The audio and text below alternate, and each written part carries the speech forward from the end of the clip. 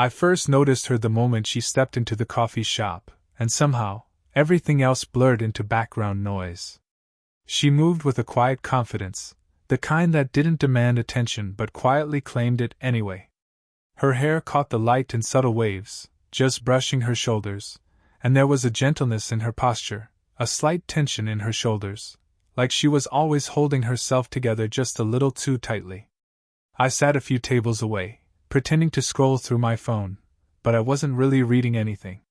I was memorizing the way her fingers hovered over the edge of her mug, the soft exhales she released as if letting the day slip off her shoulders, the way her eyes, warm, sharp, curious, kept wandering the room without really seeing it. She didn't notice me yet, and I was grateful for that. I wanted to study her in unguarded moments, before words or smiles altered the quiet truth I was beginning to feel. Then she moved closer to the counter, and our hands brushed briefly when she reached for the sugar jar.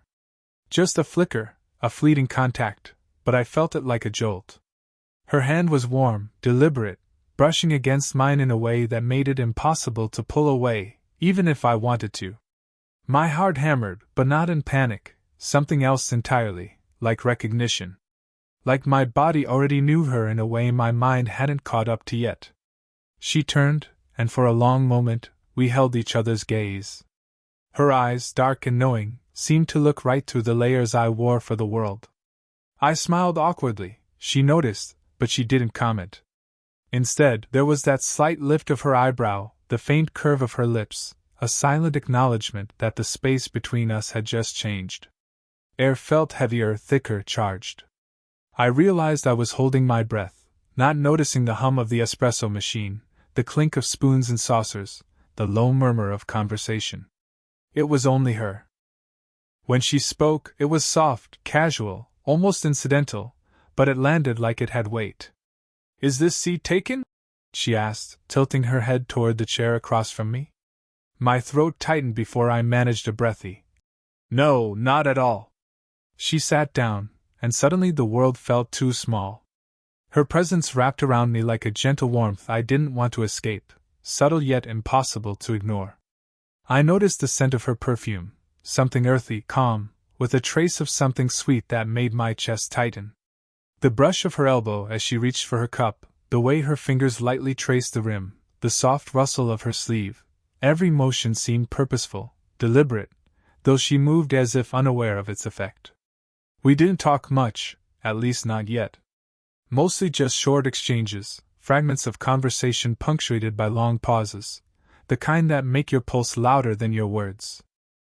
My mind spun, caught between wanting to say too much and knowing that even a single word might shatter the fragile tension we had built.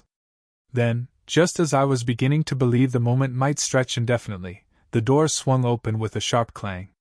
A cold draft rushed in, scattering papers from the counter and breaking the fragile bubble we'd inhabited. I glanced at her, and she looked back at me with that same quiet curiosity, that unspoken question lingering in the depths of her gaze.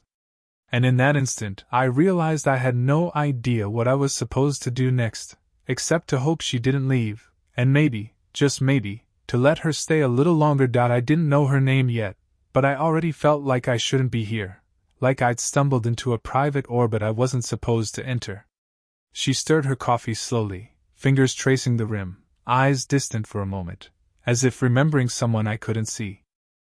I caught the shadow behind her gaze, the quiet loneliness that didn't need words.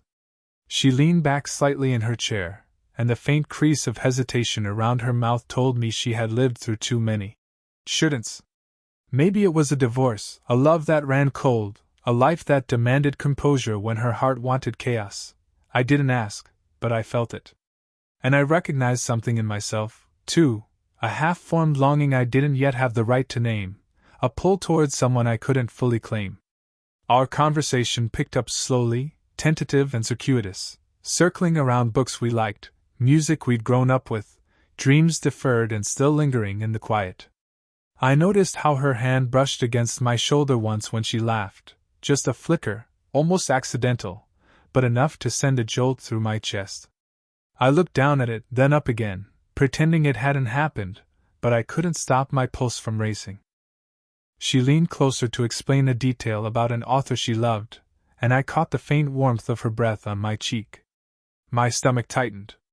I wanted to lean into it, to let the nearness linger, but something, age, experience, caution, held me back. And maybe she was holding herself back too. Her shoulders squared ever so slightly when our eyes met, that small gesture of restraint that made her seem both near and impossible at the same time. It occurred to me, suddenly, why this felt dangerous. Society would frown at the age difference. Friends might whisper.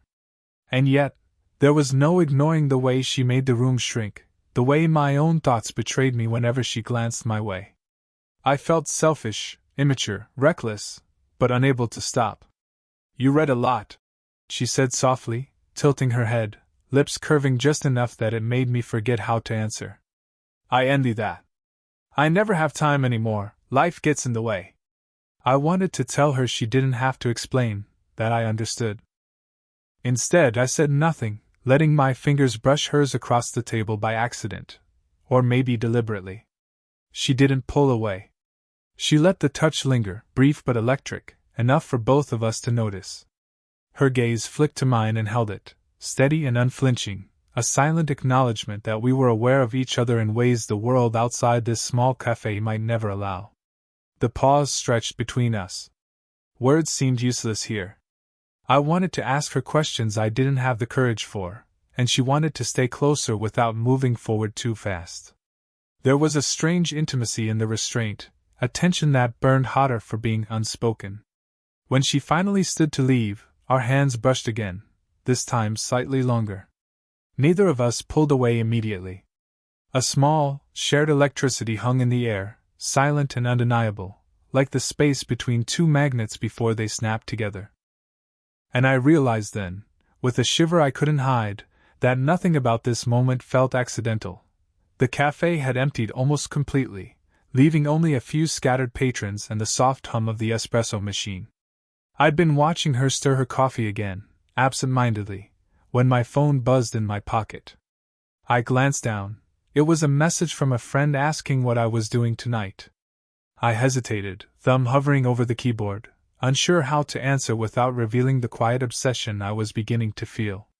She noticed my pause, tilting her head in that subtle way, as if reading the thought behind my eyes. I swallowed, realizing I was holding my breath, heart hammering in a rhythm that felt far too loud. She laughed softly, not unkindly, but the sound made me acutely aware of how close I was sitting. Too close, maybe, but neither of us moved. A shadow crossed the doorway, a young barista returning with a tray, and she quickly straightened. The momentary shift broke the fragile spell, and I felt the familiar tug of guilt, like we were stepping into something we weren't supposed to. I wanted to reach out, to hold her hand just once more, but I froze, letting propriety, or fear of exposure, steal the courage from my limbs. "You look like you're miles away," she said, voice low, brushing her fingers lightly against the rim of her cup. I caught the tremor in her hand, subtle, almost imperceptible, but it sent another shiver up my spine. Just thinking," I muttered, words inadequate. Too simple, too young, too clumsy. And yet it was the truth. I was thinking, about her, about how impossibly magnetic she was, about how every nerve ending in my body seemed attuned to her. Our conversation drifted in fits and starts. Short sentences, awkward pauses, long, lingering silences. Every glance, every accidental touch felt like a confession neither of us was ready to voice. I noticed the curve of her neck when she leaned closer to hear me, the faint perfume that clung in the space between us. Her breath brushed my cheek, and my own hand twitched as if it had a mind of its own, aching to follow the line of her jaw, the slope of her shoulder. And then, almost by instinct, we leaned forward at the same time, drawn by some invisible force either of us could name. Our faces were inches apart. I could feel the warmth of her skin, taste the faint sweetness in the air around her. My lips hovered near hers, so close, I could count the slight tremor in her breath. But she pulled back, a fraction, just enough to remind me that we weren't supposed to cross this line. I felt the sharp twist of disappointment and relief at once. a cocktail of longing and restraint. For a moment, we simply stared at each other, hearts beating too loudly for the quiet cafe. And then she leaned slightly closer, not enough to kiss, but enough that our hands brushed again on the table. Neither of us moved away immediately. The touch lingered, electric and charged, a silent promise that neither could ignore, no matter the hesitation, no matter the rules. And as we both realized how close we had come, how dangerously close, I felt her warmth pressing into me like gravity itself, pulling me toward her in a way that defied logic, morality, or age. And for the first time, I didn't want to resist. The evening had slipped into quiet darkness, the cafe's lights dimmed to a warm glow that made everything feel suspended outside time. I could feel her beside me like a living presence pressing into my chest, and every nerve ending was alert, waiting. She laughed softly at something I said, a sound I could have memorized forever, and her hand brushed against mine, lingering just long enough to set my pulse off like a drum. I wanted to pull her closer, to let my lips brush the line of her jaw, to feel the warmth of her against me, but every ounce of reason in my body screamed to stay still. "You know," she murmured, voice low and almost hesitant, "I shouldn't be enjoying this as much as I am." Her words struck me like a spark to dry tinder. I swallowed hard, caught between desire and guilt, my fingers itching to reach for her hair, to tuck a stray strand behind her ear. She leaned in a fraction, and the scent of her, something earthy, something soft and real, filled my lungs. I could feel her warmth radiating through the space between us, pressing into me in ways my mind tried desperately to rationalize away. "I don't care," I whispered, almost without thinking, my lips dangerously close to the curve of her neck. "I don't care about any of it." Her eyes widened, then softened, a flicker of vulnerability breaking through her carefully held composure. She reached up, brushing my cheek lightly with the back of her hand. That simple, deliberate contact was enough to make my heart stutter and ache at once. "I shouldn't," she began again, but her words trailed into silence, her breath catching as she leaned imperceptibly closer. I could feel her pulse against my arm, the slight tremor in her hand as it hovered over mine, hesitant and electrifying. We were teetering on the edge, two people caught between caution and a force neither could resist. My voice dropped to a near whisper, brushing against her ear. "Tell me to stop if I'm wrong, but I can't." Her lips parted slightly, and for a heartbeat, the world narrowed to the tiny space between us. The brush of her hair against my forehead, the warmth of her breath, the tension in her body, waiting for permission. She didn't speak aloud. I could feel the magnetic pull, a slow, irresistible gravity drawing us closer, and every rational thought melted into that moment. She started, a quiver in her voice, but the word never finished. Her hand lingered near mine, fingers grazing, teasing, desperate yet restrained. My own hand rose on instinct, hovering just above hers, as if the slightest touch could shatter everything or make it whole. And then, the door opened. A sharp clatter of chairs, the sudden sound of someone entering, and the spell broke. She jerked back slightly, her eyes flashing a mixture of frustration and something like relief. My chest ached, my fingers itching for a contact already denied. We stared at each other, breaths quick, hearts thundering, suspended in a silence that neither of us could name. And in that frozen heartbeat, I realized that the next move, her move or mine, would change everything.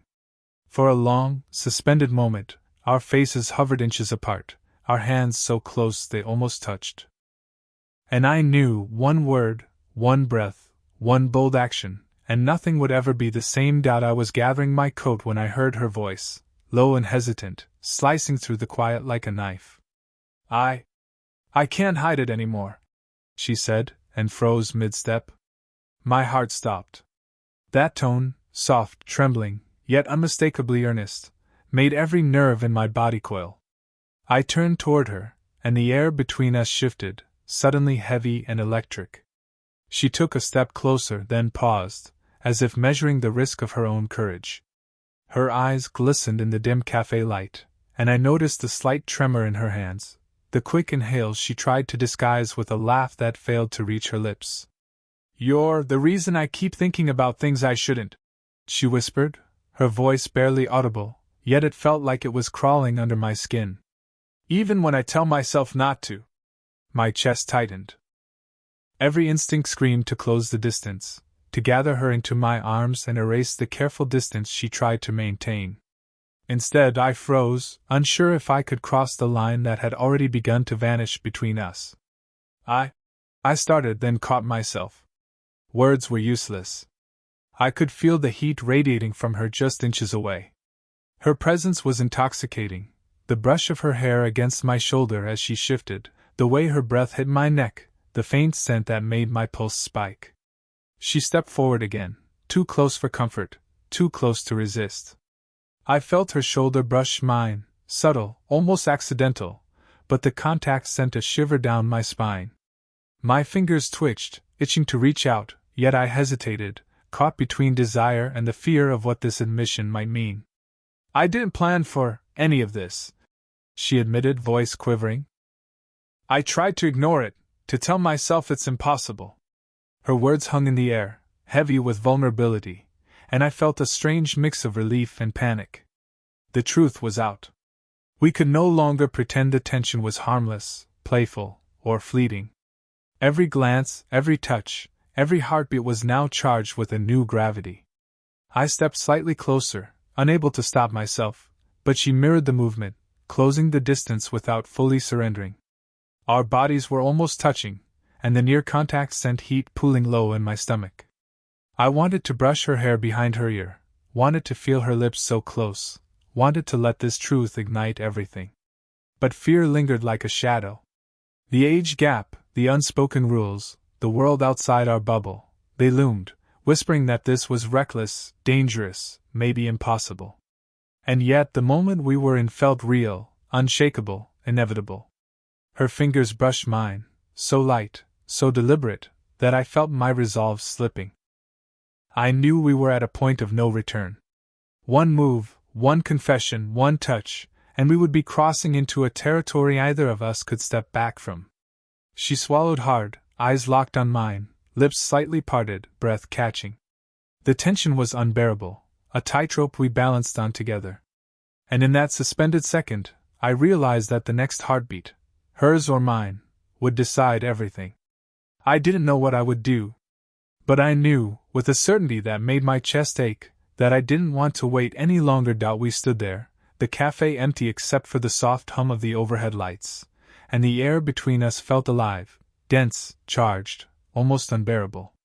She was just inches away, and I could see every flicker of emotion in her eyes, longing, fear, hesitation, desire. My own pulse thrummed in my ears, a chaotic drum that matched the rhythm of hers. She began, then stopped, lips trembling. Her fingers hovered near mine, indecision written across every small movement. I swallowed, heart hammering, knowing the moment had come where we couldn't pretend anymore. Then let me, I whispered, my voice low, almost a breath against her skin. Let me be here. With you.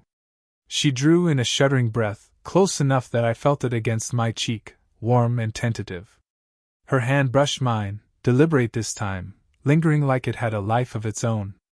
I wanted to cup her face, to trace the line of her jaw, to feel her lean into me, but I let the hesitation hang for a heartbeat, letting her make the choice too. Her eyes searched mine, a storm of caution and craving colliding in the depths. I shouldn't, she murmured, almost to herself. I don't even know if I can. You can't, I said, quiet but certain. You want it, even if you're scared. That's enough. And then she leaned in, a mere fraction at first, just enough to feel the warmth radiating between us. My breath caught. Every rational thought, every worry about age or perception, melted into the electricity that surged in that small space. The cafe faded. The world shrank. There was only her, the soft tremor of her fingers, the gentle inhale that mingled with mine, the faint scent of her hair brushing my face. I raised my hand slowly, trembling, and tucked a strand of hair behind her ear.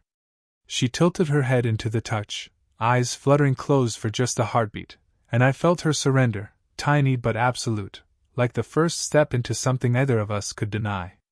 We didn't speak. There was no need. Every glance, every pause, every micro-motion, her shoulder brushing mine, the way she shifted closer, the almost imperceptible rise of her chest, was confession enough. I leaned just slightly, and she mirrored it, our breaths mingling, hearts hammering in synchrony. And then we stopped, inches apart, caught in the suspended moment before everything could change. There was no push or pull, no rush, just recognition. I could see it in her eyes. She understood me, every flawed, messy part, and I understood her. The fear was still there, yes, but so was something more powerful: acceptance, desire, and the courage to step forward together. She whispered, voice barely audible. I think I've wanted this for a long time. Me too, I admitted, and for the first time, the words felt like they belonged somewhere outside my chest. We lingered in that closeness, letting the world wait, letting the tension resolve itself in the simple truth of being together. Two hearts, messy and human, finally acknowledged. And in that shared breath, that quiet, electric space, I realized nothing else mattered. Not time, not judgment, not fear. Only her, only us, only this fragile, unshakable connection we finally dared to own. We left the cafe together, the night air crisp against our skin, and yet the warmth between us seemed to follow like a quiet echo. I could feel her hand brushing mine as we walked, tentative at first, then gradually intertwining, fingers finding each other naturally, as if they had been meant to connect all along. She glanced at me, and there was that soft, almost shy smile, the one that hid so much strength and so much vulnerability at once. I can't believe I'm doing this, she murmured, voice low, almost conspiratorial. I keep thinking I should be more careful. You are careful, I said gently. And yet, here you are. I squeezed her hand lightly, letting her feel that I wasn't just speaking words, but anchoring her in the moment with me. We stopped near a quiet park, the faint hum of city lights around us.